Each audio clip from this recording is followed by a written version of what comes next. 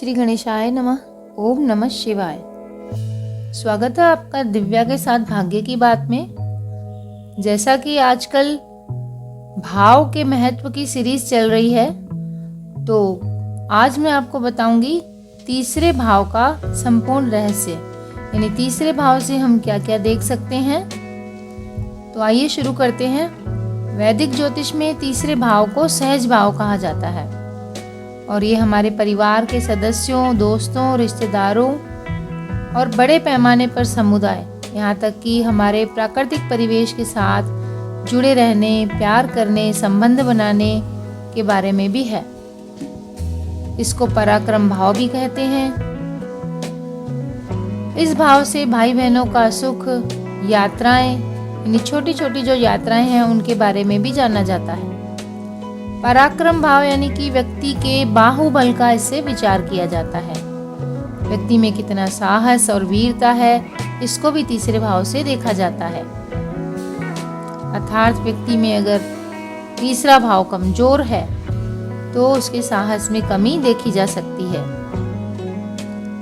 यही नहीं, जातक की मानसिक स्थिति की मजबूती वो भी तीसरा भाव उसे देता है।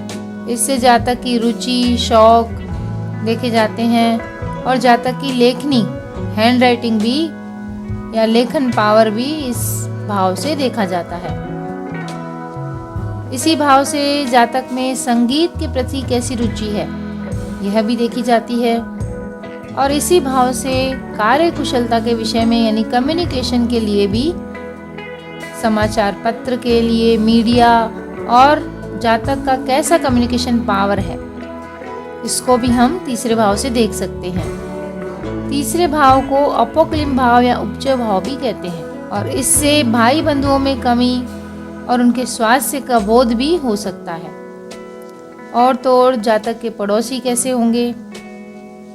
जातकों के कार्य क्षेत्र में बदलाव का कारण भी तीसरा भाव बन सकता है और खेल कूद में सफलता के लिए भी तीसरे भाव से ही विचार किया जाता है। थर्ड हाउस हमारे शरीर के कौन कौन से भागों को प्रेजेंट करता है, यानी कौन कौन से भाग हैं शरीर के जिनके ऊपर तीसरे भाव का आधिपत्य है। तो ये जान लेते हैं। हमारी गर्दन, भुजाएं, छाती का ऊपरी भाग, कान, स्नायु तंत्र हमारा, इस सभी का प्रतिनिधित्व करता है तीसरा भाव। यह भाव दाएं कान, दाएं बाजू और जन्नांग के दाएं भाग की व्याख्या करता है। तीसरे भाव से कुंडली के बारे में जानने हेतु जातक के इस भाव में किस ग्रह की युति है और किस भाव से इसका संबंध आ रहा है, इन सभी बातों को समझना आवश्यक होता है। और इसी भाव से जातक के जीवन काल में उसके भाइयों या दोस्तों से अगर हानि होनी है या लाभ होना है, इस चीज को भी हम देख सकते हैं। यदि तीसरा भाव मजबूत है कुंडली में, अच्छे ग्रह हैं, और ऐसी स्थिति में जातक का परिश्रम करने से उसको कम परिश्रम से ही काफ़ी लाभ मिल सकता है और दोस्तों और भाइयों की सहायता से भी उसे खूब सफलता मिलती है। शरीर के कुछ हिस्सों के साथ साथ हमारी श्वास लेने की जो प्रणाली होती है, इस पर भी तीसरे भाव का पूरा आधिपत्य रहता है। यदि किसी को सांस की बीमारी है, श्वसन संबंधी रोग हैं, तो उसके तीसरे भाव पर अवश्य ही बुरे ग्रहों का प्रभाव होगा।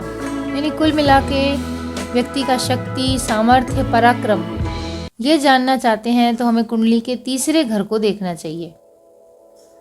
काल पुरुष की कुंडली में तीसरे भाव में मिथुन राशि होती है और इस राशि का स्वामी होता है बुध, जिसे बुद्धि का कारक भी माना जाता है। तो बुद्धि और पराक्रम से वह व्यक्ति कितने अपने काम पूरे कर पाएगा, उसमें बुद्धि और पराक्रम कितना है, कार्य कुशलता कितनी है, यह जानने के लिए हमें तीसरे भाव का विश्लेषण करना चाहिए। जैसा कि मैं बता चुकी हूँ, कम्युनिकेशन के लिए तीसरे भाव का काफी महत्व है और भाषा के लिए दूसरा घर देखा जाता है। लेकिन दूसरे घर से दूसरा होने के कारण तीसरे भाव से व्यक्ति को एक से अधिक भाषाओं का ज्ञान है कि नहीं, यह भी हम जान सकते हैं। और यदि नौकरी बदलनी है तो तीसरे भाव की राशि के ग्रह की दशा देखकर हम जातक को बता सकते हैं कब उसे नौकरी बदलना उचित रहेगा।